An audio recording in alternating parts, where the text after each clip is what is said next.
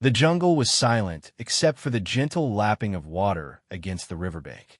6 Navy SEALs crouched in the thick undergrowth, their eyes scanning the opposite shore through night vision goggles. They had been hunting this sniper for 3 weeks, a ghost who had claimed the lives of 12 American soldiers and vanished without a trace each time.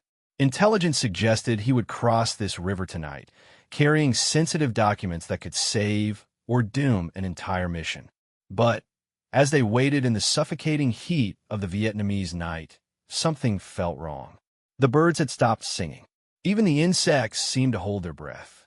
Team leader Chief Petty Officer Marcus "Ghost" Rodriguez felt the familiar tingle at the base of his neck, the same feeling that had kept him alive through 4 tours of duty. His finger hovered over his radio as he whispered the question that would haunt him for the rest of his life. Where's the shooter? Then the river moved. Not the gentle flow of water they had been watching for hours, but something massive shifting beneath the surface. Something that shouldn't be there. Something that was about to turn their carefully planned ambush into a fight for survival that would redefine everything they thought they knew about warfare in the jungle. 3 weeks earlier, Chief Petty Officer Marcus Rodriguez had been enjoying a rare moment of peace at Firebase Alpha, cleaning his rifle and writing a letter to his wife Sarah back in San Diego. The morning sun cast long shadows across the compound as he tried to find words to describe the indescribable. How the jungle could be both beautiful and terrifying. How he missed her smile more than anything. How counting down the days until his rotation ended had become his new favorite hobby. That peace shattered when Lieutenant Colonel James Harrison burst into the communications tent, his face grim and his usually perfect uniform wrinkled from a sleepless night. Rodriguez had seen that look before. It meant someone was dead, and someone else was about to be sent to even the score. "Rodriguez, gather your team," Harrison barked, not bothering with pleasantries. "We got a problem." The briefing room was already thick with cigarette smoke and tension when Rodriguez arrived with his 5-man SEAL team. Petty Officer 2nd Class Tommy "Fish" Nakamura sat quietly in the corner, methodically sharpening his K-bar knife, a ritual he performed whenever he sensed action coming. Next to him, Hospital Corpsman 2nd Class David Doc Williams reviewed medical supplies with the focused intensity of a man who had sewn too many good soldiers back together. Petty Officer 1st Class Jake Boom Sullivan cracked his knuckles repeatedly, a nervous habit that had earned him more than a few bruised ribs from annoyed teammates during long stakeouts. Bringing up the rear was their newest member, Petty Officer 3rd Class Alex Kidd Morrison, barely 22, and eager to prove himself worthy of the trident on his chest. Harrison dimmed the lights and clicked on a slide projector. The first image showed an aerial photograph of a Vietnamese village, peaceful and unremarkable except for the red circles marking various locations. "This is Long Tan Village, approximately 30 clicks northeast of our position. Nice quiet farming community. Was, anyway." The next slide made Rodriguez's jaw tighten. It showed the aftermath of what could only be described as a massacre. 12 American soldiers lay scattered across a jungle clearing, their bodies positioned with the deliberate precision of someone making a statement. Each man had been killed with a single shot to the head from extreme range. These men were from the 173rd Airborne. Harrison continued, his voice carefully controlled. They were conducting a routine patrol 3 days ago when someone turned them into target practice. The shooter was so far away that none of them even knew they were under attack until it was too late. Fish stopped sharpening his knife. Doc looked up from his medical kit. Even Boom's knuckle cracking ceased. In the sudden silence, Rodriguez could hear the distant thump of helicopter rotors and the ever-present buzz of jungle insects outside. "Range estimates?" Rodriguez asked, though he suspected he didn't want to hear the answer. "Minimum 800 meters. Possibly more." Harrison clicked to the next slide, which showed ballistics data and trajectory analysis. Single shooter, custom rifle, probably .338 Lapua or similar. This wasn't some farmer with an old hunting rifle. This was a professional. The room fell silent again as the implications sank in. 800 meters was an extremely difficult shot under ideal conditions. In jungle terrain, with wind, humidity, and limited sight lines, it was nearly impossible. Nearly. There's more, Harrison said, advancing to a slide showing intercepted radio communications. Intelligence suggests this individual is carrying classified documents stolen from a Firebase Charlie last month. Documents that contain detailed information about upcoming operations in this sector. Rodriguez felt his stomach drop. Firebase Charlie had been overrun 6 weeks ago, with most personnel evacuated safely, but critical intelligence potentially compromised. If those documents made it to North Vietnamese regulars, planned operations involving thousands of American troops could be walking into prepared ambushes. Our mission is simple, Harrison continued. Find a sniper. Eliminate him. Recover those documents. You have full operational authority and unlimited support. Questions? Kidd raised his hand tentatively. Sir, do we have any intel on the shooter's identity or background? Harrison's expression darkened. We believe he's a former French Foreign Legion sniper who stayed in Vietnam after Dien Bien Phu. Goes by the name Le Fantôme, the Ghost. He's been linked to at least 30 confirmed kills of Allied personnel over the past 2 years. But until now, he's operated exclusively against South Vietnamese forces. So why the escalation to American targets? Fish asked, finally sheathing his knife. Unknown. But given the precision and planning involved, we suspect he's either been hired for this specific job or has personal reasons for targeting Americans. Harrison clicked off the projector and turned on the lights. What matters is stopping him before those documents reach their destination. As the team gathered their gear and prepared for immediate deployment, Rodriguez pulled Harrison aside. Colonel, with respect, why send a 6-man SEAL team after what sounds like a single sniper? Wouldn't a larger force increase our chances? Harrison looked older than his 45 years as he considered the question. Marcus, this individual has evaded capture by multiple Vietnamese units, French intelligence operatives, and at least 3 previous American search teams. He knows this jungle better than we know our own backyards. A larger force would just make more noise and give him more targets. And you think 6 SEALs can do what entire companies have failed to accomplish? I think 6 SEALs can think like him, hunt like him, and when the time comes, kill like him. Harrison placed a hand on Rodriguez's shoulder. Your team doesn't just have training and equipment, Marcus. You have something he doesn't, which is each other. The helicopter insertion went smoothly, with the team fast roping into a landing zone 5 kilometers from the last known contact area. As the rotors faded into the distance, Rodriguez felt the familiar embrace of the jungle. The oppressive humidity, the countless sounds of unseen creatures, and the feeling of being simultaneously hidden and exposed.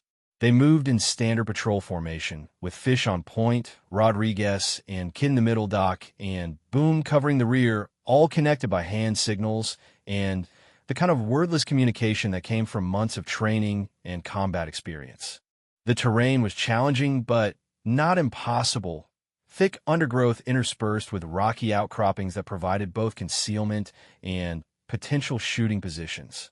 After 3 hours of careful movement, Fish held up a closed fist, bringing the team to an immediate halt.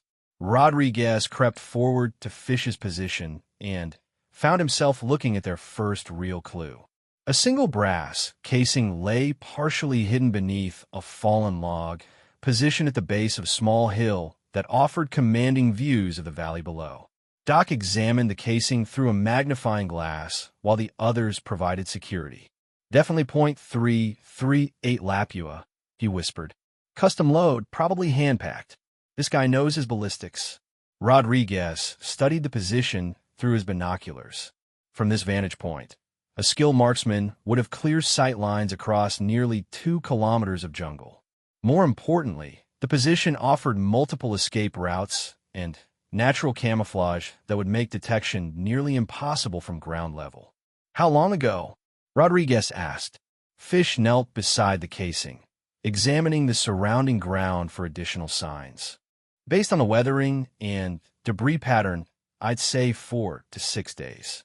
Right around the time of the attack. As they prepared to move out, Kidd made a discovery that changed everything. Hidden beneath the same log where the casing had been found, he uncovered a small piece of fabric caught on a broken branch. The material was olive drab, military issue, but with an unusual weave pattern that Doc immediately recognized. French paratrooper camouflage, Doc said quietly. Haven't seen this pattern since my grandfather's war stories.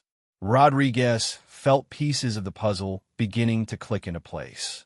Le Fantôme wasn't just any former Legion sniper. He was someone with deep knowledge of both French and American military procedures, someone who understood how their enemies thought and fought. Someone who had been preparing for this confrontation for a very long time. As darkness fell, the team established a temporary observation post and began planning their next move.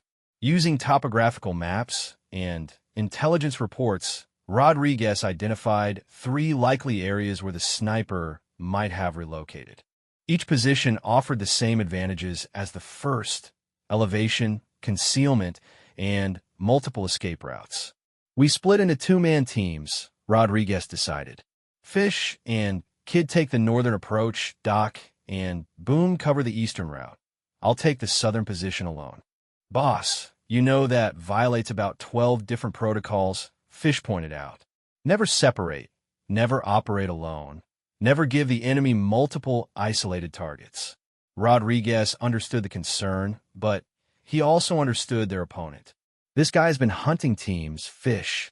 He expects us to move together, think together, react together. If we split up, we force him to make choices. And when people are forced to make quick choices under pressure, they make mistakes. As they prepared to move out at first light, none of them suspected that Le Fantôme had been watching them for the past 2 hours through a night vision scope, studying their movements and learning their patterns. None of them realized that their hunter had become the hunted the moment they set foot in his jungle. And none of them could have imagined that their carefully planned operation was about to collide with a 20-year-old vendetta that had nothing to do with stolen documents or military objectives. The real game was just beginning, and the rules were about to change completely.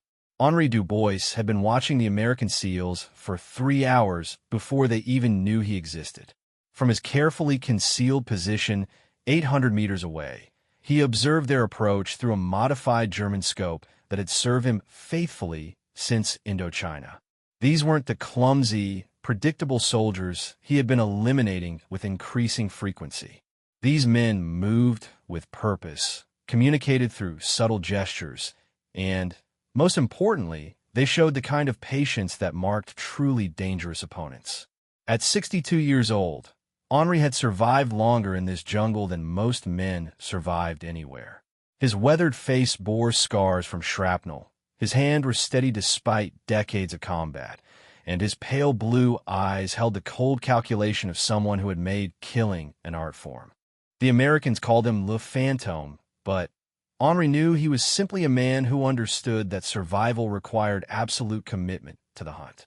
He had been 15 when the Germans invaded France, 17 when he joined the resistance, and barely 20 when he volunteered for the Foreign Legion and found himself in the mountains of Indochina.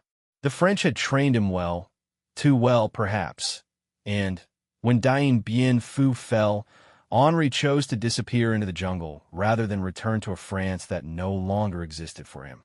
20 years later, he had become something between legend and nightmare, a ghost story that Vietnamese mothers told their children and French intelligence operatives discussed in whispered conversations. But Henri knew the truth was simpler and more complex than any legend. He was a man with nothing left to lose and a very specific reason for targeting Americans in this particular sector of jungle. The stolen documents were real enough, and they did contain information about upcoming American operations.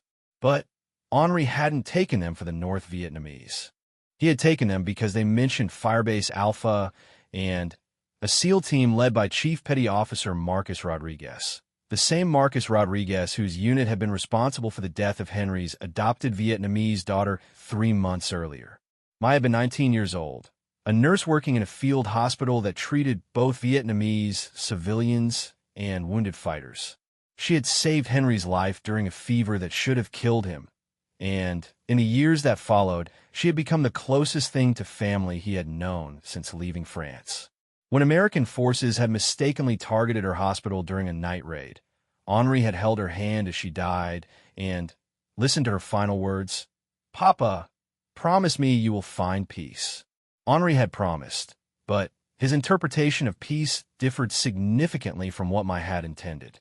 Now, as he watched Rodriguez's team split up and begin their approach to his secondary positions, Henri felt the familiar calm that preceded action. He had spent 3 weeks learning their patterns, studying their faces through his scope, and planning the kind of psychological warfare that would destroy them more completely than simple bullets ever could. The first phase began when Fish and Kid reached the northern observation post Henri had deliberately prepared for discovery.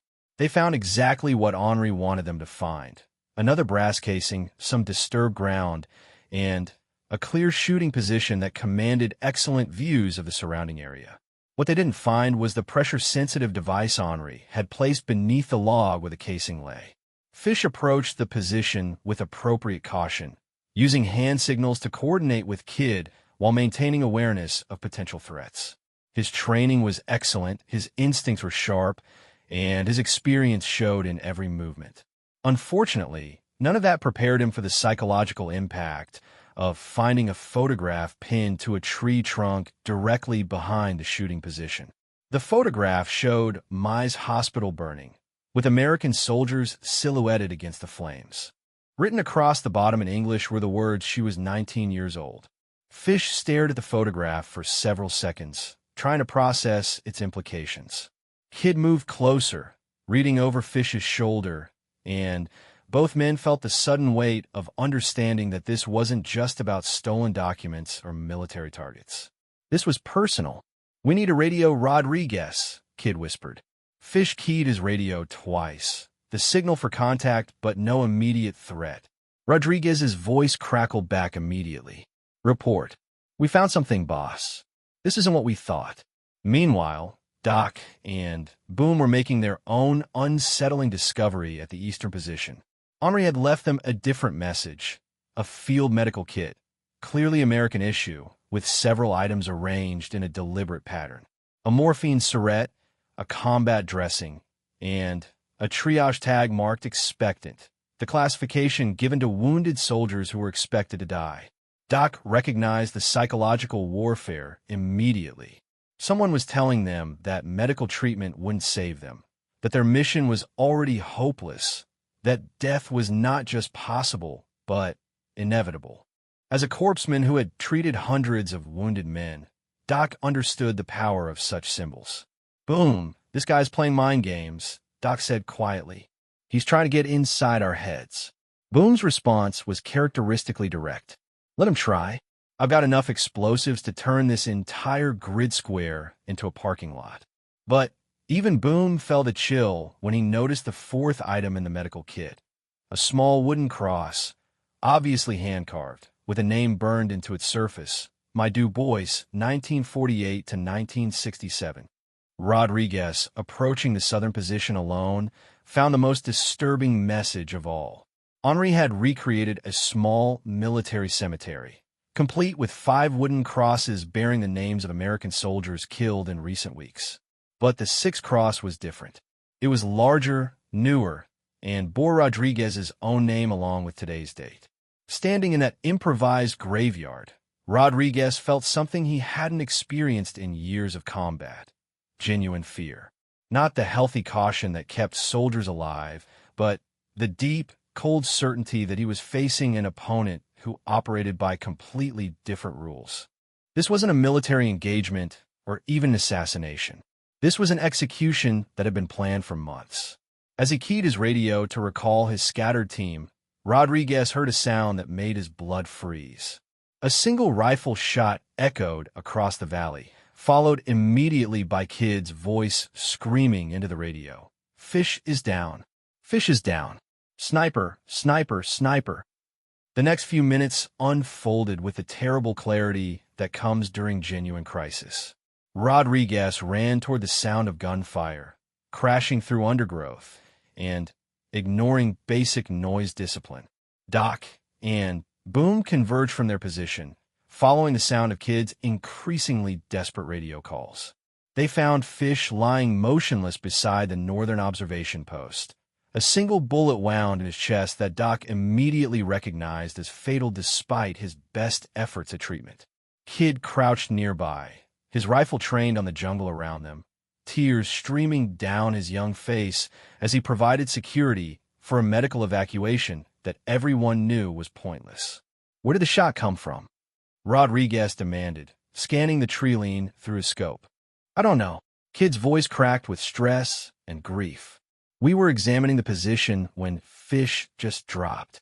I never saw a muzzle flash, never heard the bullet, nothing. He was just talking 1 second and dead the next." Doc worked frantically over Fish's body, following procedures he knew were useless, but unable to stop himself from trying. Finally, he looked up at Rodriguez with the expression every combat leader dreaded seeing. "He's gone, boss." Shot went right through the heart. He probably didn't feel anything. Rodriguez felt rage building in his chest, the kind of white-hot anger that could either save lives or get everyone killed. He forced himself to think tactically, to consider their situation with professional detachment, despite the emotional chaos threatening to overwhelm him. They were facing an opponent who knew their methods, had studied their movements, and possessed the skill to eliminate trained operators from ranges that made return fire impossible. Worse, this opponent was motivated by something deeper than military duty or political ideology. This was revenge, pure and simple. "Doc, how long to prepare Fish for extraction? Give me 5 minutes to stabilize him for transport." Rodriguez made the hardest decision of his military career. "Negative. We leave him." The silence that followed was deafening. In 12 years of special operations, Rodriguez had never left a man behind, dead or alive.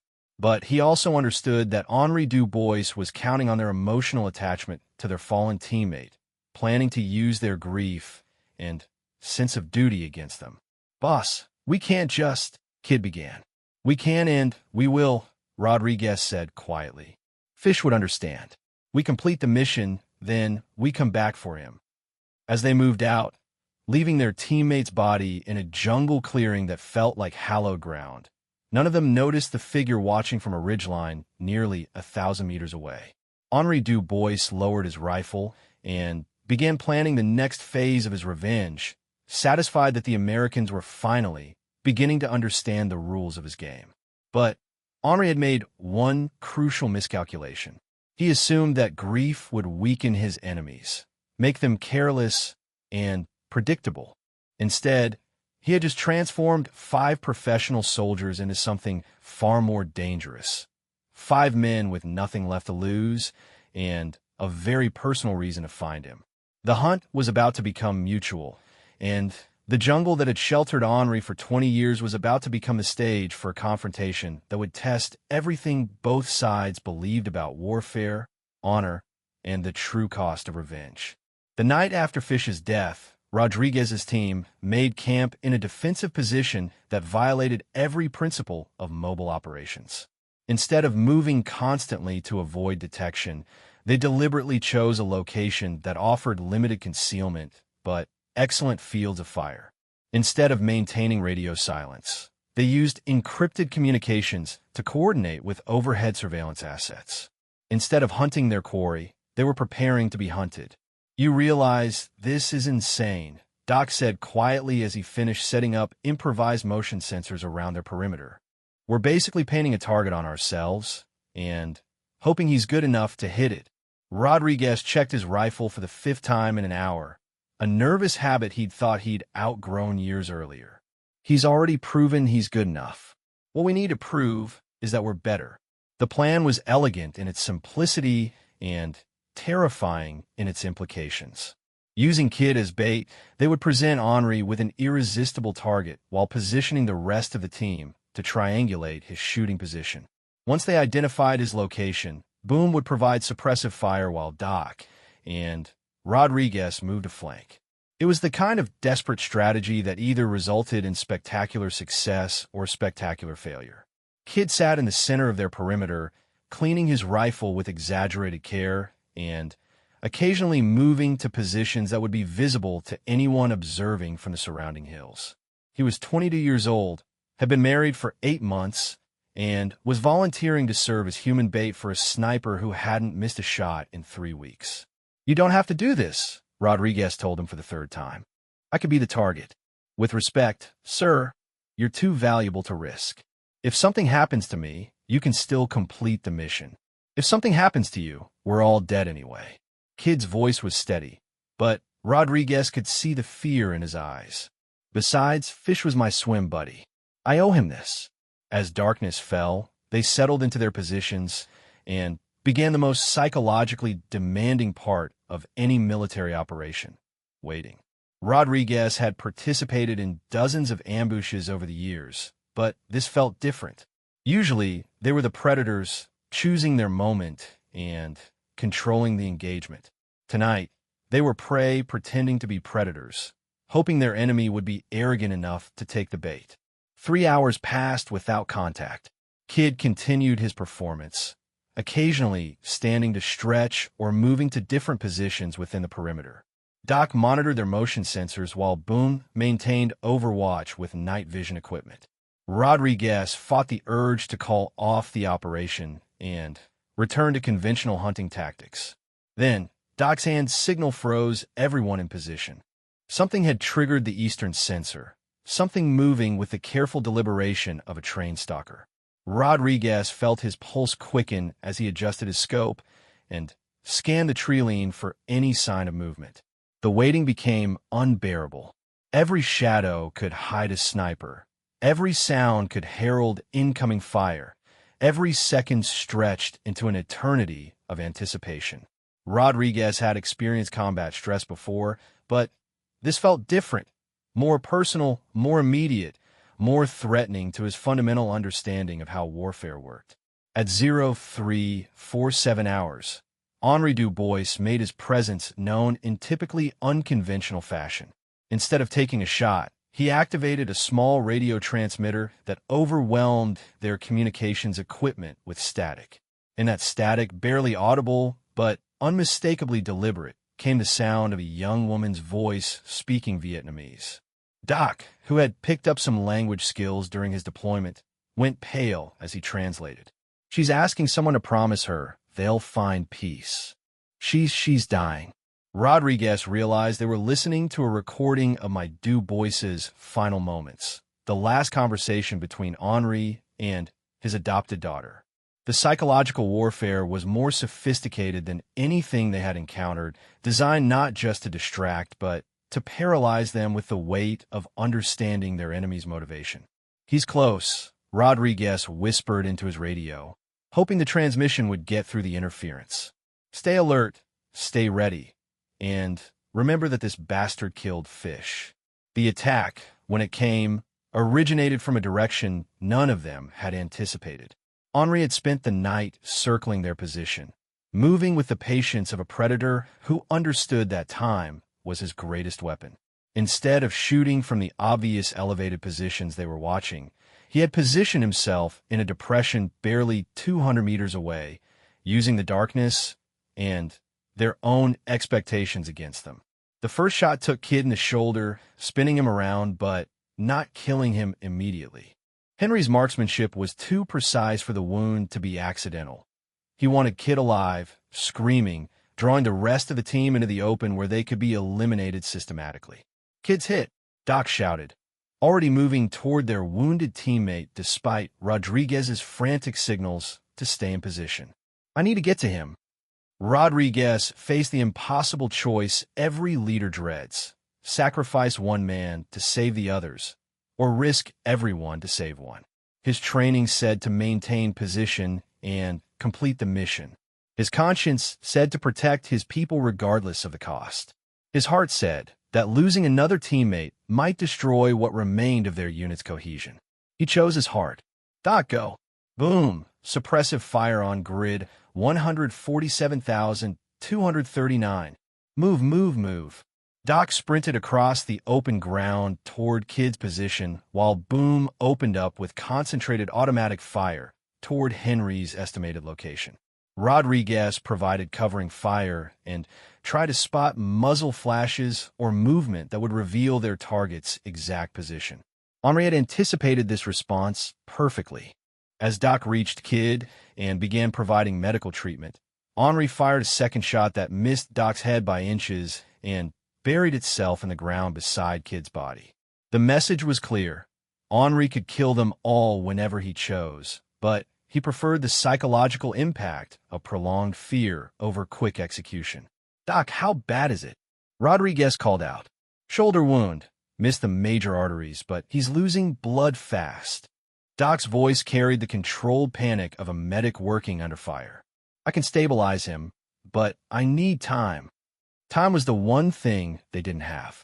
Henry's position gave him commanding views of their defensive perimeter, and daylight was still hours away.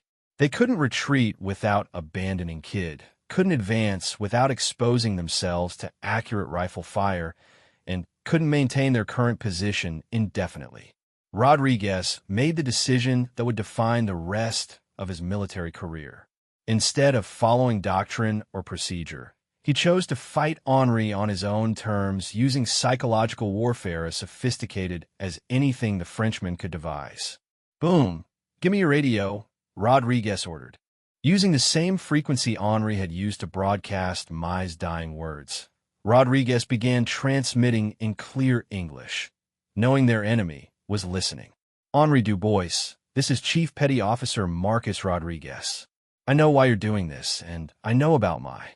The jungle fell silent except for Kid's labored breathing and Doc's whispered reassurances. Even the insects seemed to be holding their breath. Rodriguez continued, his voice carrying across the darkness with the authority of someone who understood the weight of command. You want me to know what it feels like to lose someone you're responsible for protecting. You want me to understand the guilt that comes from making decisions that get good people killed. Message received. Still no response from Henry's position, but Rodriguez sensed he was listening. But here's what you need to understand, Henry. Mai died because war is ugly and mistakes happen and good people get caught in the middle. My men are dying because you've chosen to make this personal. The difference is that I'm fighting for something bigger than my own pain. Rodriguez took a deep breath, committing himself to a course of action that would either save his team or get them all killed. You want revenge?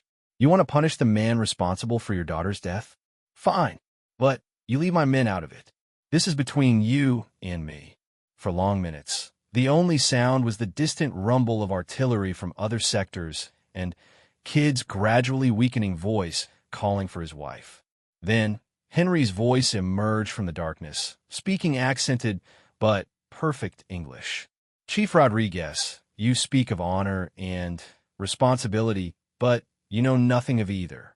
You have been in my jungle for 4 days. I have been here for 20 years. You think you can simply declare personal combat and change the rules of engagement. I think a man who hides in the shadows and shoots boys in the back isn't interested in honorable combat, Rodriguez replied. But maybe I'm wrong. Maybe the legendary Henry Dubois is brave enough to face one American without his scope and his carefully planned ambushes. The silence stretched for nearly 10 minutes. When Henry finally responded, his voice carried a different tone, amused, perhaps even impressed. Very well, Chief Rodriguez. You wish to make this personal?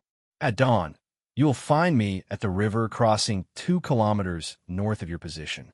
Come alone, bring only a rifle and 1 magazine.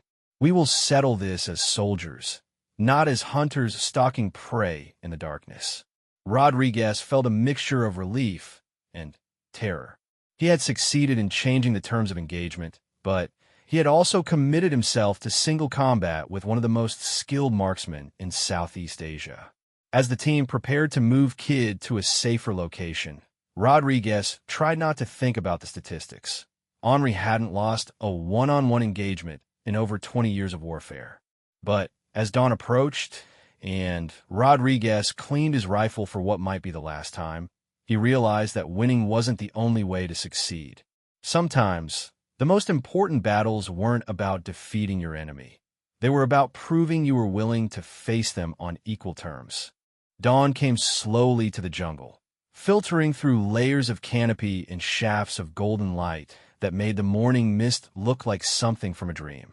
Rodriguez stood at the edge of the river crossing, his rifle slung across his chest and 30 rounds in his pocket, exactly what Henri had specified for their confrontation. The water moved lazily between moss-covered banks, reflecting the sky in patterns that shifted with each gentle current. He had arrived 30 minutes early, using the time to study the terrain and consider his options. The crossing was roughly 50 meters wide, with clear sight lines extending several hundred meters in each direction.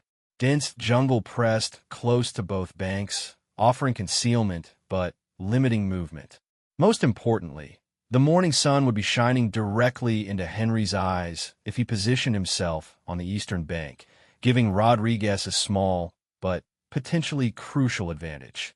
Rodriguez had said goodbye to his team an hour earlier, leaving detailed instructions with Doc about completing their mission if he failed to return. Kid was stable, but weak from blood loss, insisting that Rodriguez take his lucky St. Christopher medal despite his own uncertain prospects. Boom had offered to provide overwatch from a concealed position, but Rodriguez declined. This confrontation had to be exactly what Henri expected, or the Frenchman would simply disappear back into the jungle and resume his methodical elimination of American personnel. As the sun climbed higher, Rodriguez reflected on the strange path that had brought him to this moment. 6 months earlier, he had been planning his retirement from the Navy, looking forward to a quiet life with Sarah and maybe teaching marksmanship to young recruits. The war in Vietnam was supposed to be his final deployment, a chance to use his skills one last time before transitioning to civilian life.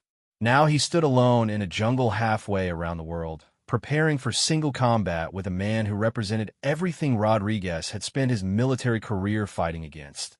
The kind of enemy who made war personal, who abandoned the codes and conventions that separated soldiers from murderers. At exactly 0800 hours, Henri Du Bois emerged from the jungle on the opposite bank. Even at a distance, Rodriguez could see why this man had become legendary among both his enemies and his allies. Henri moved with the fluid grace of someone completely comfortable in his environment, carrying his rifle with casual confidence and showing none of the nervous energy that afflicted most combatants before engagement. Henri was older than Rodriguez had expected. His gray hair and weathered features suggested a man in his 60s, someone who should have been enjoying retirement rather than stalking enemy soldiers through hostile terrain. But his posture and movements revealed the physical conditioning of a much younger man, and his eyes held the cold alertness of a predator who had survived decades of warfare. "Chief Rodriguez," Henri called across the water, his accent making the words sound almost civilized despite their context. "You came alone, as agreed. I confess I am somewhat surprised." "I keep my word," Rodriguez replied, checking his rifle's safety while maintaining visual contact with his opponent. "The question is whether you keep yours." Henri smiled, the first genuine expression Rodriguez had seen from him. "You refer to my promise to settle this as soldiers rather than as hunter and prey." "Yes, I intend to honor that agreement. But perhaps we should first understand exactly what we are fighting about." Rodriguez felt a chill as he realized Henri was about to explain the full scope of his revenge, the complete story behind Mai's death, and the systematic campaign that had brought them to this confrontation. Understanding your enemy was crucial in combat, but sometimes knowledge could be more paralyzing than ignorance. 3 months ago, Henri continued, his voice carrying clearly across the water, American forces received intelligence about a field hospital treating wounded insurgents. The intelligence was accurate. The hospital was indeed providing medical care to Vietnamese fighters. What your intelligence failed to mention was that the same hospital was also treating wounded civilians, including children injured by bombing raids. Rodriguez felt his stomach tighten as Henry's story unfolded. He remembered the night raid on the hospital, remembered the careful planning and precise execution that had eliminated what they believed was a major enemy medical facility. He also remembered the intelligence reports that followed, mentioning civilian casualties, but categorizing them as unavoidable collateral damage in a strategically successful operation. My Du Bois was the head nurse at that hospital, Henri continued. She had been working there for 2 years, treating anyone who needed medical attention regardless of their politics or affiliations. When your forces attacked, she remained inside the building, trying to evacuate wounded patients who couldn't move themselves. Rodriguez closed his eyes briefly, understanding now why this confrontation felt different from conventional military engagement. This wasn't about stolen documents or strategic objectives.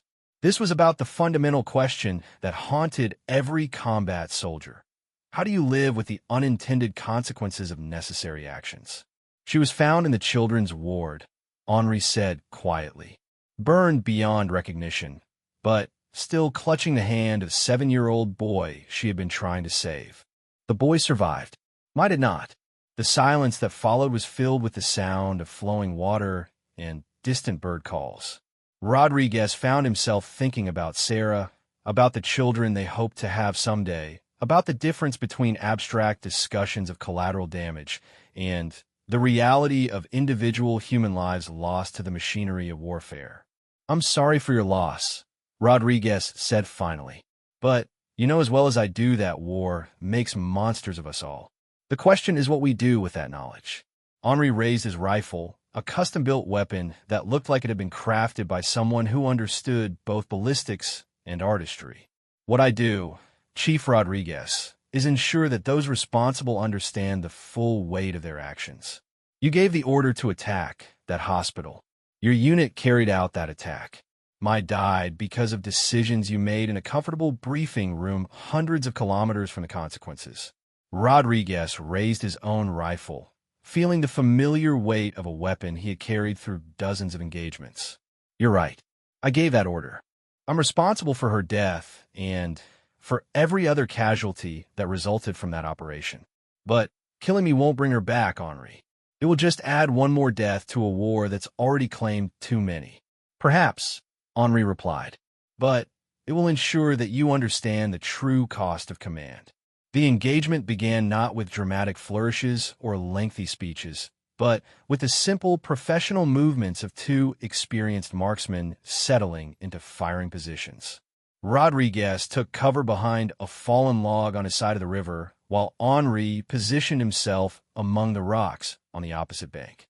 The range was approximately 60 meters, close enough for precise shooting, but far enough to require genuine skill under combat stress. Rodriguez had participated in countless firefights during his military career, but this felt different. Usually, combat was chaotic, unpredictable, driven by adrenaline and instinct. This confrontation had the ritualistic quality of a formal duel, with both participants following unspoken rules that govern engagement between professional soldiers. Henri fired first, his bullet striking the log inches from Rodriguez's head and spraying bark fragments across his position. The shot placement was deliberate, accurate enough to demonstrate Henry's skill, but positioned to wound rather than kill immediately. Rodriguez understood the message. Henri could end this confrontation whenever he chose, but he preferred the psychological impact of prolonged uncertainty. Rodriguez returned fire, aiming for Henry's last known position behind the rocks. His bullet sparked off stone and ricocheted into the jungle, prompting Henri to shift to a new shooting position several meters to the left. Both men were now committed to a deadly game of movement and counter-movement, each trying to outflank the other while avoiding exposure to accurate fire. The engagement continued for nearly 20 minutes, with both combatants demonstrating the kind of tactical patience that separated professional soldiers from amateur fighters. Rodriguez counted his shots carefully, knowing that Henri was doing the same, and waiting for the moment when reloading would create vulnerability. Henri varied his shooting positions and timing, never presenting a predictable target, but gradually constraining Rodriguez's movement options. As Rodriguez's ammunition ran low, he found himself facing a choice that would define not just the outcome of this engagement, but his understanding of what it meant to be a soldier. He could continue fighting defensively, hoping for Henri to make a mistake, or he could take the initiative and force a decisive confrontation. Rodriguez chose initiative. Breaking cover, he sprinted toward the river, firing rapidly to suppress Henri's position while closing the distance between them. The crossing was shallow but treacherous, with slippery stones and swift current that made accurate shooting nearly impossible for both combatants. Henri responded by emerging from concealment and meeting Rodriguez in the open water, both men firing their final rounds at point-blank range while struggling to maintain footing on the uneven riverbed. Rodriguez felt Henri's last bullet tear through his shoulder, spinning him around but not stopping his forward momentum. Henri stumbled as Rodriguez's shot took him in the leg, both men collapsing into the shallow water with empty rifles and the bitter understanding that their confrontation would end with whatever weapons they could improvise. As they grappled in the flowing water, Rodriguez realized that Henri was older and weaker than his reputation suggested, but also more determined than anyone Rodriguez had ever faced in combat. This man had spent months planning this confrontation, sacrificing everything for the chance to make Rodriguez understand the weight of command decisions and their human consequences. But as they fought in the river crossing that had become the stage for their final confrontation, neither man realized they were being watched by forces that would transform their personal vendetta into something much larger and more dangerous than either had anticipated. Rodriguez and Henri struggled in the shallow water, both men wounded and exhausted, their rifles empty, and their personal war reduced to the kind of brutal hand-to-hand combat that strips away all pretense of civilization. Rodriguez had Henri pinned against the riverbank when the first tremor shook the ground beneath them. At first, Rodriguez thought it was artillery, distant bombing that made the earth shiver and sent ripples across the water surface. But as the trembling intensified, he realized this was something different, something that made both combatants stop fighting and look around with the sudden awareness that they were no longer the most dangerous thing in their immediate environment. Henri's eyes went wide as he stared at something behind Rodriguez's shoulder. "Mon Dieu," he whispered, reverting to French in his shock. "How long has it been there?" Rodriguez turned slowly, following Henri's gaze toward the deeper part of the river, and felt his understanding of reality shift fundamentally. The water was moving, not flowing, but moving, as something massive stirred beneath the surface. Something that had been resting on the riverbed for God knew how long, camouflaged by mud and vegetation, and the assumption that rivers contained only water and fish and the occasional crocodile. The creature that emerged from the depths was unlike anything either man had encountered in decades of jungle warfare. It was easily 30 feet long, with armored scales that had accumulated so much plant growth and sediment that it looked like a moving piece of riverbank. Its eyes, when they finally broke the surface, were the size of dinner plates and held an intelligence that suggested it had been watching the human drama unfold with the patient interest of an apex predator. "What the hell is that?" Rodriguez managed to say, his voice barely audible over the sound of water cascading from the creature's massive form. Henri, despite his wounds and exhaustion, displayed the kind of field knowledge that came from 20 years of jungle survival. "Crocodilus siamensis," he said quietly, never taking his eyes off the creature. "Siamese crocodile. But they don't grow this large. This one is very, very old." As if responding to their conversation, the creature opened its jaws and released a low rumble that vibrated through the water and into their bones.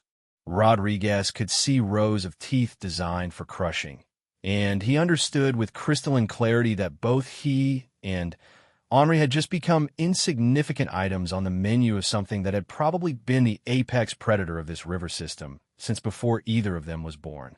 The crocodile moved with surprising speed for something so large, its massive tail propelling it through the water toward the two men who had been so focused on killing each other that they failed to notice they were fighting in someone else's territory.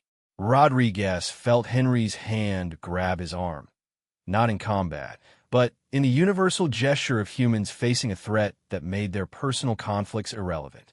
The bank, Henri gasped, pointing toward the eastern shore. Move now. Both men scrambled through the shallow water, their wounds forgotten in the face of immediate survival necessity. The crocodile followed with the kind of purposeful movement that suggested it had done this before, many times, with previous visitors to its domain who had made the mistake of assuming they were the most dangerous thing in the jungle. Rodriguez reached the muddy bank first and turned to help Henri, who was struggling with his leg wound. For a moment, the Frenchman hesitated, clearly torn between accepting help from his enemy and becoming dinner for a prehistoric predator. Survival instinct won. The tree. Henri pointed to a massive fig tree whose roots extended into the water. We can climb. As they struggled up the slippery bank, Rodriguez caught sight of movement in the jungle behind them. His team was approaching through the undergrowth, having apparently decided that waiting for his return was less acceptable than disobeying orders. Doc carried a field radio, Boom had his rifle at ready, and Kid, despite his shoulder wound, was moving under his own power with the determination of someone who refused to be left behind. Boss, Doc's voice carried across the clearing. We heard shooting and, holy shit, what is that thing? The crocodile had followed them to the bank and was now regarding the expanded group of humans with what Rodriguez could only describe as professional interest. It made no immediate move to attack, but its positioning suggested it had no intention of allowing anyone to leave its territory without paying the appropriate toll. Henri looked at Rodriguez with an expression that might have been amusement under different circumstances. Your men are loyal, Chief. Perhaps too loyal for their own good. Loyalty is what separates us from animals, Rodriguez replied. Then, immediately felt foolish for making philosophical observations while facing a creature that could bite either of them in half. Sometimes, Henri said quietly, loyalty is what gets good men killed. The crocodile solved their immediate tactical problem by moving closer to the bank, forcing both groups to retreat further into the jungle. As they established a defensive perimeter around their wounded, Rodriguez found himself in the surreal position of coordinating with his enemy against a common threat that had existed in this river long before their war began and would probably remain long after it ended. Doc, what's our situation? Rodriguez asked, falling back into command mode despite the bizarre circumstances.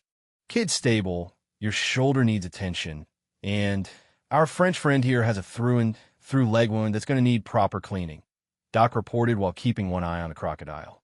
Oh, and apparently we're trapped in the territory of what appears to be a dinosaur that missed the extinction memo. Henri laughed, at Doc's assessment. Your medic has an interesting sense of humor, Chief Rodriguez. In my experience, humor is often the last thing to die in combat soldiers. As they settled into their temporary defensive position, Rodriguez realized that something fundamental had shifted in their situation.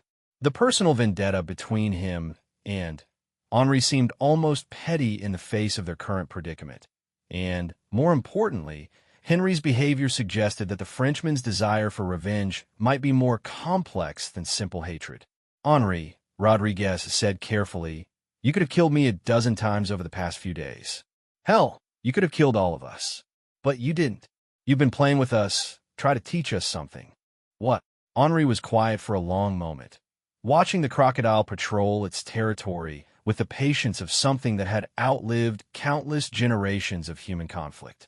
When Mai died, he said finally, she asked me to promise I would find peace. I thought revenge would be peace. I thought making you understand loss would somehow balance the scales. And now, Henri gestured toward the ancient creature that had interrupted their confrontation. Now, I think perhaps peace is something different than what either of us understood. This animal has no concept of war or politics or revenge. It simply exists, survives, adapts. Maybe that's the lesson Ma was trying to teach me.